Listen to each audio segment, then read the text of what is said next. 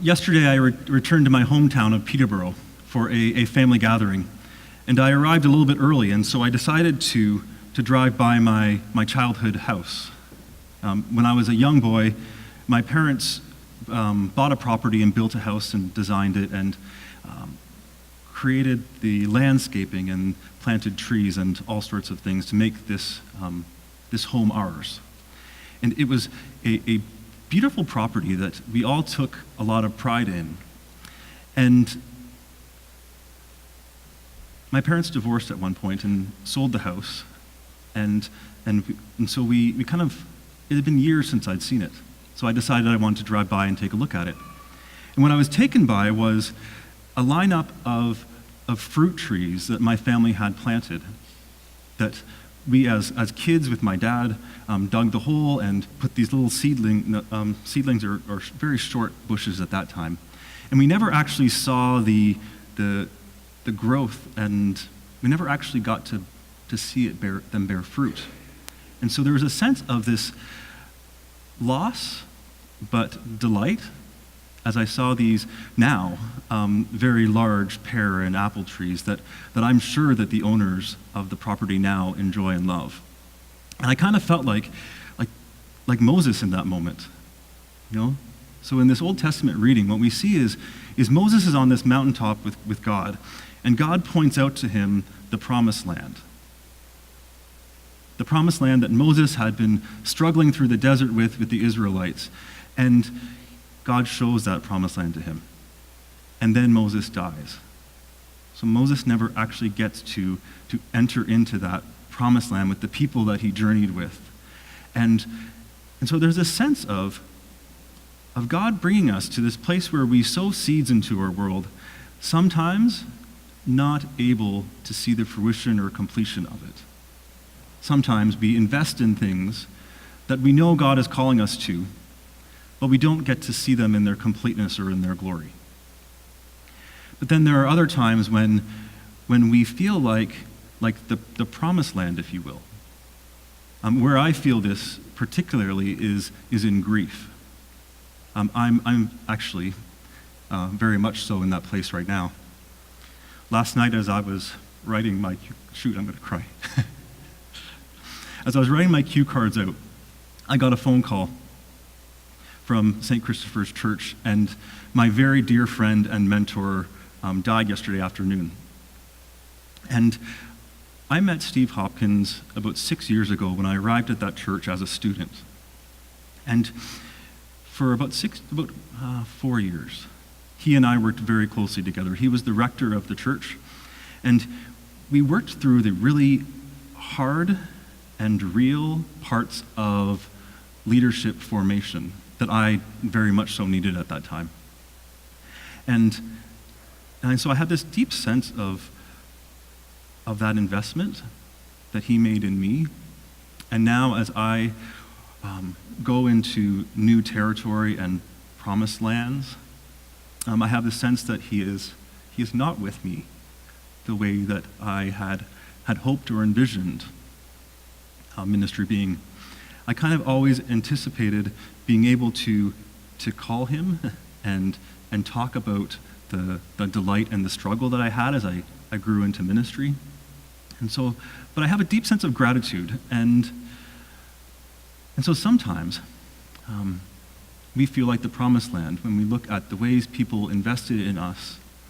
But sometimes they can't journey with us to see those new promised lands that we have to enter into.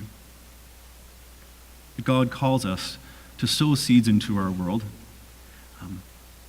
regardless of whether we enter into that space that we are investing in or not.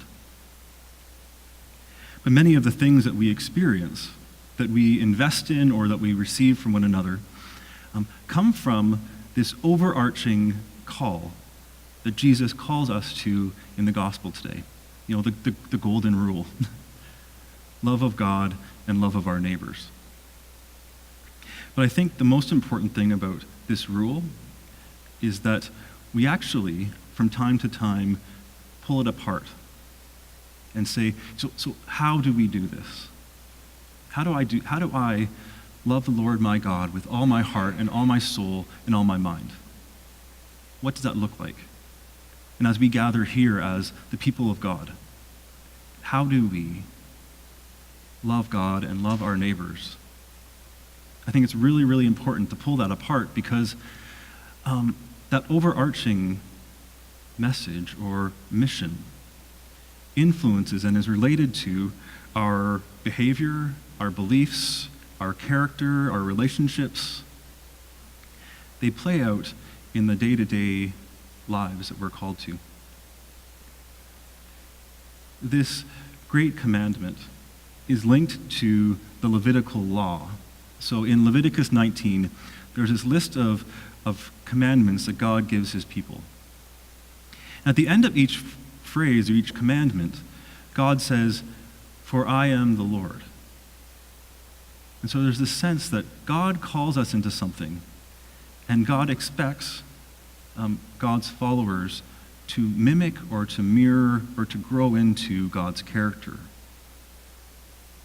And I think that we as human beings, we do that as reciprocals and as conduits. So there's a sense that we come to God and we receive something that is outside of ourselves, that changes and transforms us, so that we can then relate to and love and care for each other. And there's a sense of justice in that the Levitical law is very much so about justice and making sure that everyone has what they need, and we all kind of have this place of belonging and affirmation.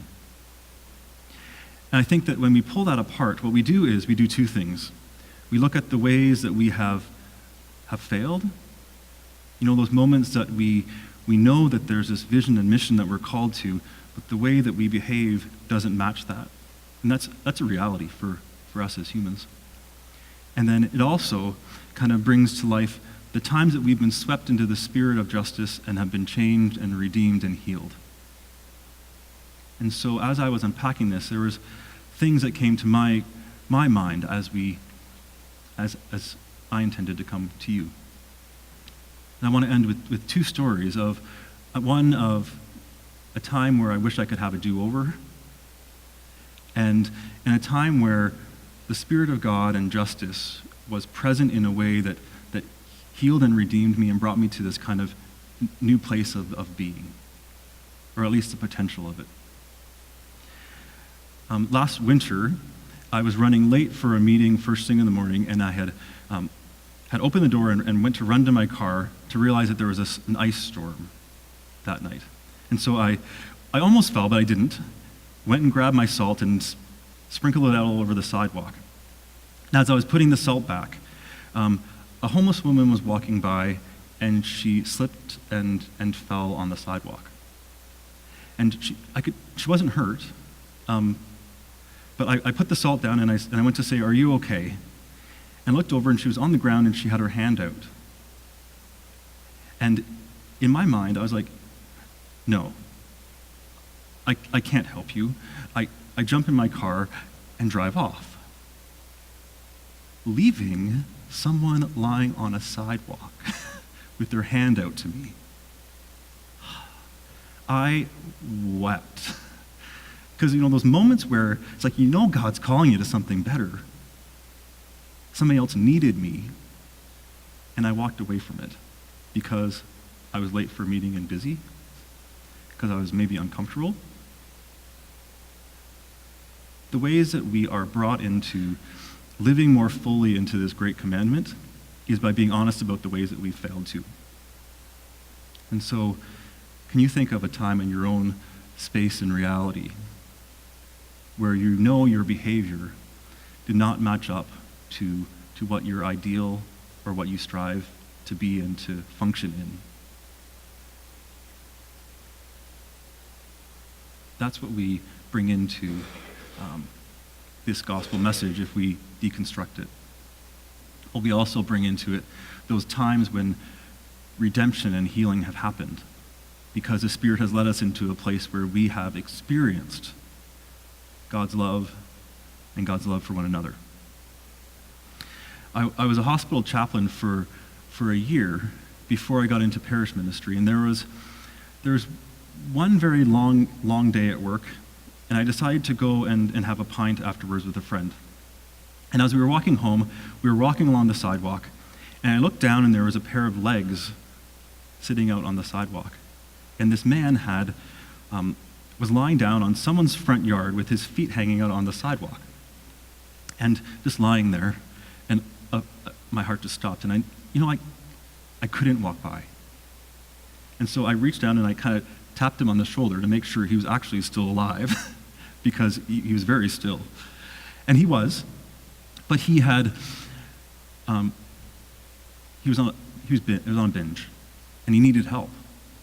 And so we called EMS and pulled up a piece of lawn next to him and waited for EMS to arrive.